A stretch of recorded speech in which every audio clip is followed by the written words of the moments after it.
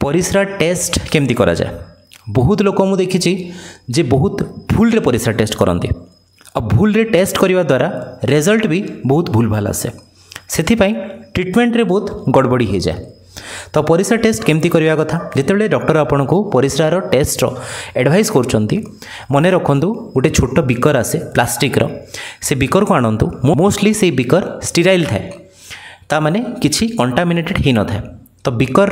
भितर भाग को बिल्कुल भी आप टच करंतु नहीं। तो परिस्रा कौ परिस्राटा नेबा दरकार आमे सब बेले एडवाइस करूँ कि जो मॉर्निंग सैंपलटा परिस्रा रे दिया जाय थाए माने सकाळू सोईकी उठला परे जो परिस्राटा आपण जाई थांती सेही परिस्रा टेस्ट पई दिया जाय थाए। तो केमती परिस्राटा को रखिबे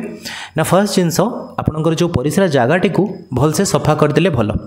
परिस्रा जगाटी को सफा करदेले तापरे जो परिस्रा कले फर्स्ट जो यूरिन बाहरला ताकू मोस्टली रखा जाए नहीं टिके यूरिन बाहरी गला तापरे जो मिड स्ट्रीम यूरिन मझिरे जो यूरिनटा बाहरुची ताको आपण सेही कंटेनर रे रखंतु